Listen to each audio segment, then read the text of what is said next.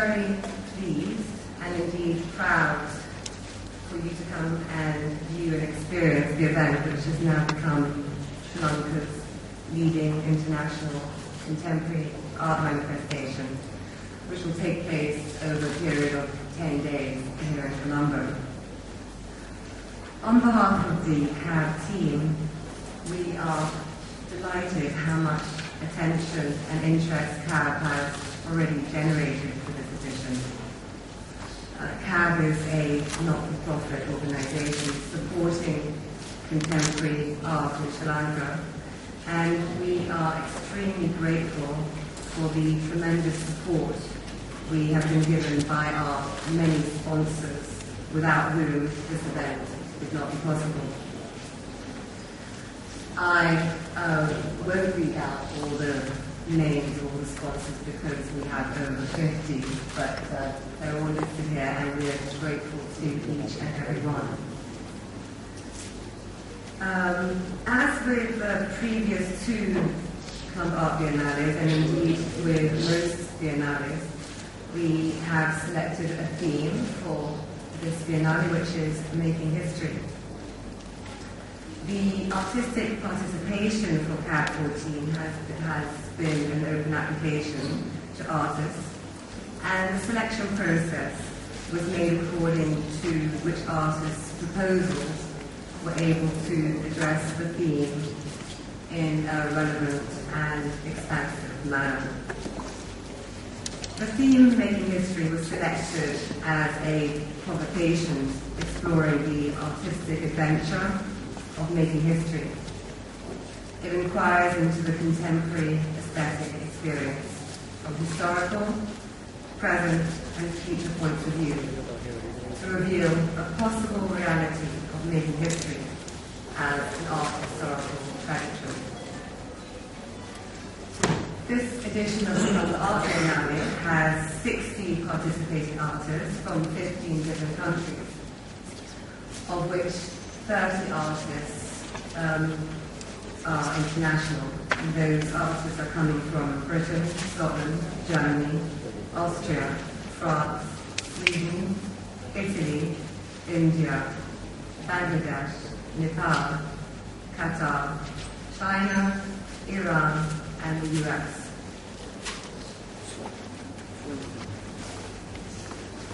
In line with our principle, 50% of the participating artists are Sri Lankan, so we have 30 artists coming from all around Sri Lanka. And I wanted to point out that although this has become a truly international Biennale, the CAB mission remains to strengthen the platform from which Sri Lankan artistic talent can be seen, recognized, and appreciated both by the national and international community.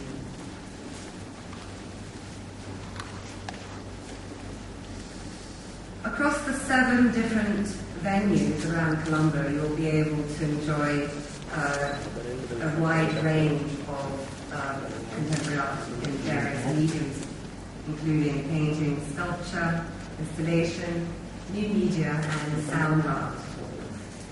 In addition, this year we're very pleased to be including an exciting live art component to the Biennale, and we're very happy to have Ruhanie Perera on board as our live art curator, who's been working very hard to create a not-to-be-missed program on live art over the next 10 days. In addition to our 7 venues, we also have fringe events such as exhibitions, numerous social events that are guaranteed to be fun and entertaining. So please do pick up the program and try to come to as many as you can.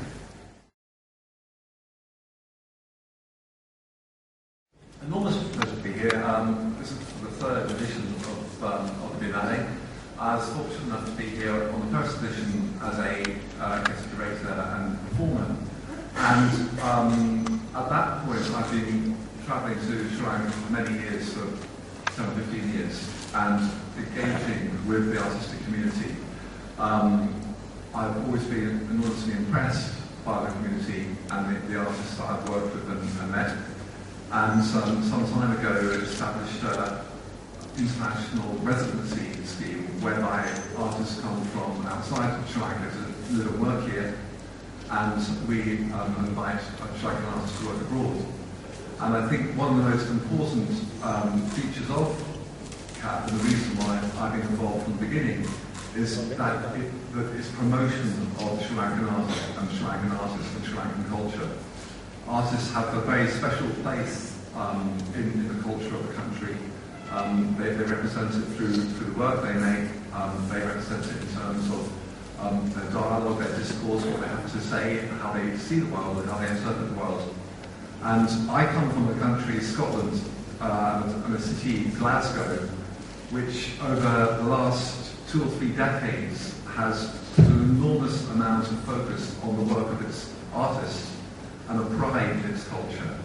And the way this has worked is that they worked very hard to win an accolade in 1990 called European City of Culture, whereby they were nominated with this title. And the reason they wished to be nominated by the title is that they had enormous pride in their culture and enormous pride in their artists.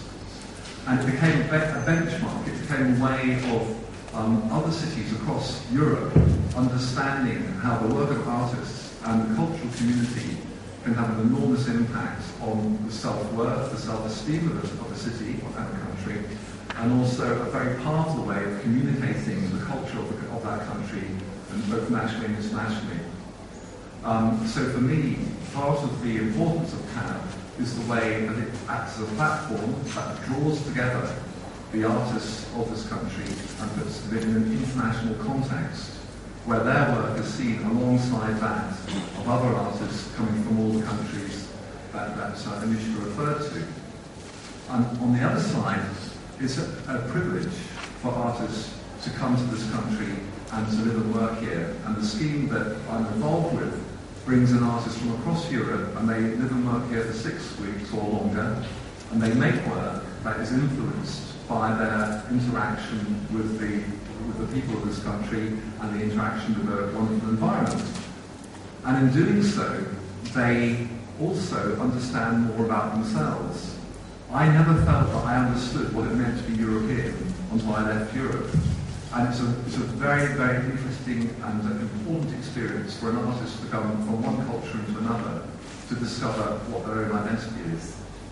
And of course that then brings to bear on what we're talking about when we're talking about the theme of making history. The theme of making history and understanding where we come from, understanding our identity, talking about it critically, finding ways of expressing it, finding ways, as Anoushka says, where artists are not only employing paint and drawing and installation work, but they're also employing performance, dance, choreography, sound, all these other areas.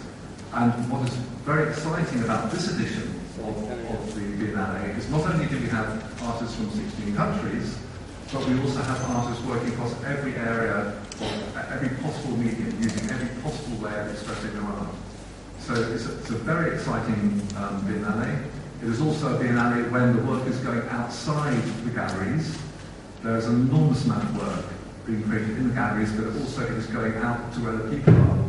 And again, that's a critical issue within the Biennale, to say that this work is not only for those who are enthusiastic and love art and would want to come into the galleries to explore it, but also we wish art to go out to where the people are, so that people confront it in their everyday life. With the live art segment and with the conversations and arty afternoons, one thing that I have enjoyed in the process is to work with my peers, Neil and Amit, finding ways where artists respond to the entire collection of work.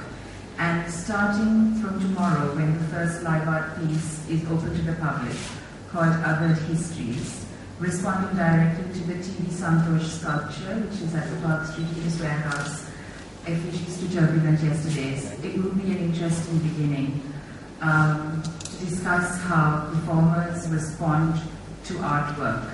All of the live art pieces will be spread out across the next week, as will the conversations.